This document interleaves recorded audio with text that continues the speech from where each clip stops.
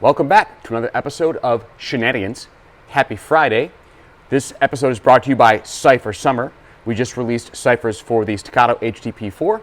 The HK VP9A1F also fits the A1K and the VP9 and the VP9SK.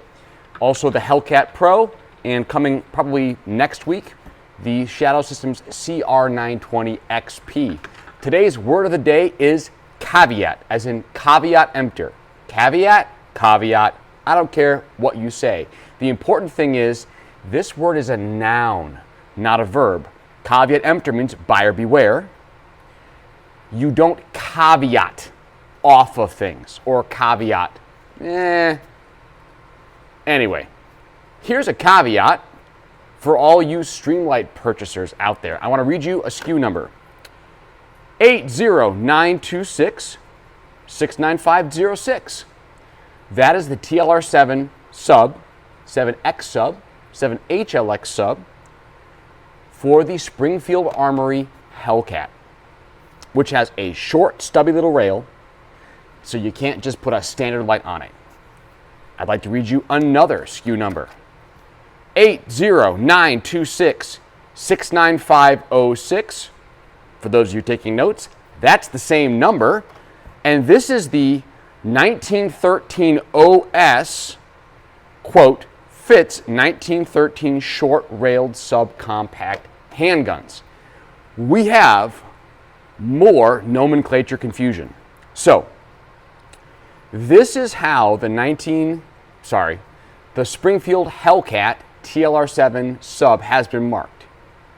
SA on one side, HCAT on the other. And people have asked us a bunch of times, which light do you use for the Hellcat Pro?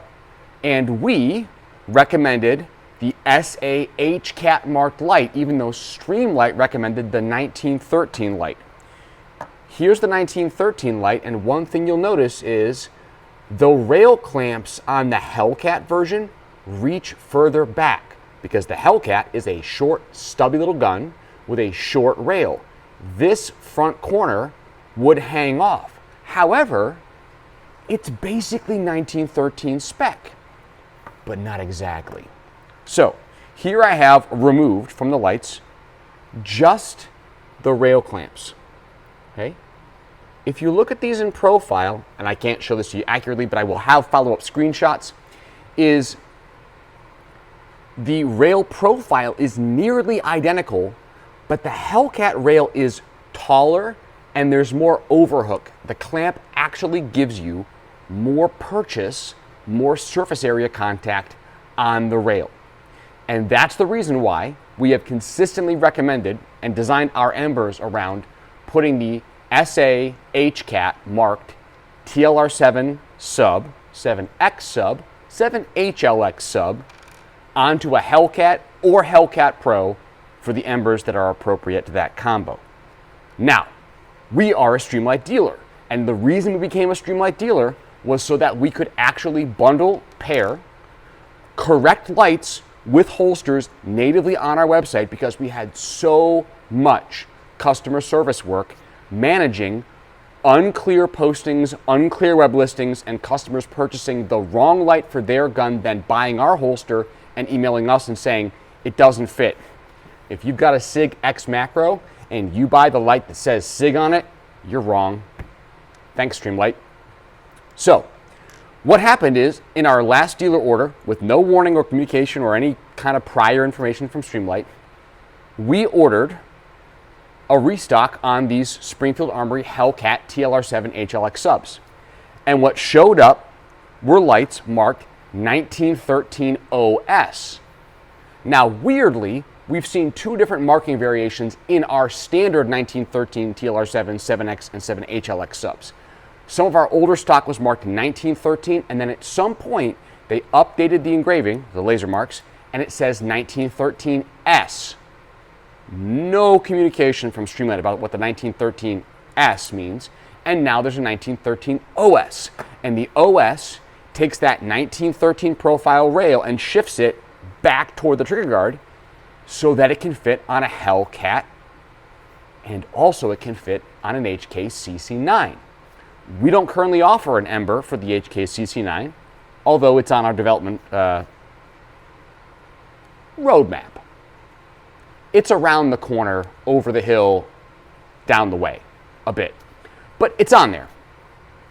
And this is one of those examples where by choosing to keep the same SKU number, change the marking, not warn dealers or the public, as far as I can tell, we now have mixed inventory everywhere in Streamlight distribution. So if you are trying to order a TLR7 sub, 7X or 7HLX sub for the Springfield Armory Hellcat, you might actually get a light marked 1913 OS. Guess what? It's the same light, but how should you know that? And so, like in the old love bug, I'm putting welds on top of welds.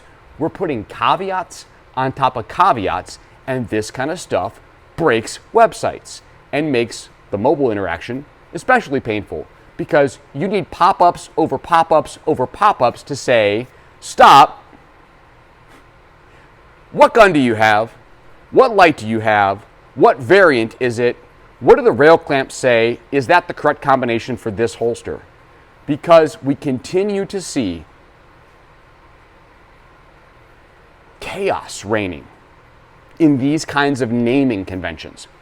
I miss, and this was before my time, I miss the good old battle days of Smith & Wesson having really simple, unique 4-digit numerical codes for certain guns. No Macro X Plus Easy Pro 2.0 carry comp, just 3896. I'm making up numbers. 4711, whatever. It was a unique number. What do you have? I have a ... 4 numbers, done.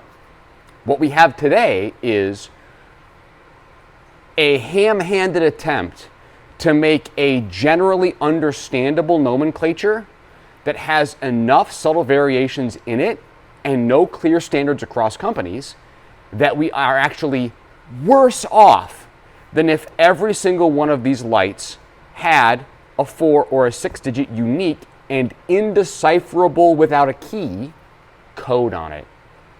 So, happy Shenanigans Friday, brought to you by Cypher Summer. Keep your eye out for our CR920 XP Cypher coming soon, and we have more ciphers in the works. So, have a great weekend. Thanks for watching. Good night.